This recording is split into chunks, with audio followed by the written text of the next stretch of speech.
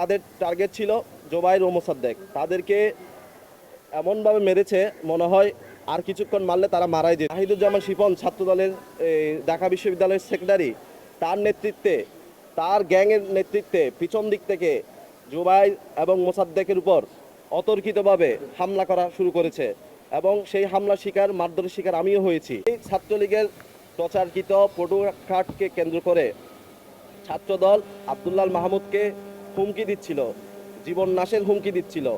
সেই পরিপ্রেক্ষিতে আমাদের সহপাঠী যখন শাহবাগ থানায় নিজের নিরাপত্তার জন্য মামলা জিডি করতে গেছিল, তখন পরিকল্পিতভাবে ছাত্রদল সেখানে মব করার চেষ্টা করেছে। আপনারা দেখেছেন তাদেরকে শাহবাগ থানায় আটকে রাখা হয়েছিল এবং আমরা তাদের কোনো খোঁজ পাচ্ছিলাম না।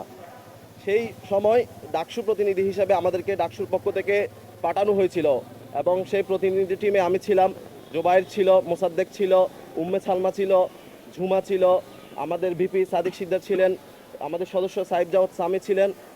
আমরা দেখতে গিয়েছিলাম এবং আমরা চিন্তা করছিলাম তাদেরকে প্রশাসনের সাথে কথা বলে তাদেরকে উদ্ধার করে নিয়ে আসবো।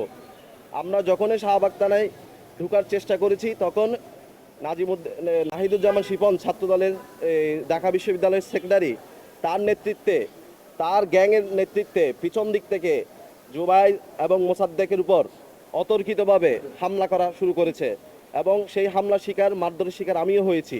বেশ কয়েকটা আঘাত আমার গায়েও পড়েছে, কিন্তু তাদের টার্গেট ছিল জুবাইর ও মোসাদ্দেক। তাদেরকে এমনভাবে মেরেছে মনে হয় আর কিছুক্ষণ মারলে তারা মারাই যেত।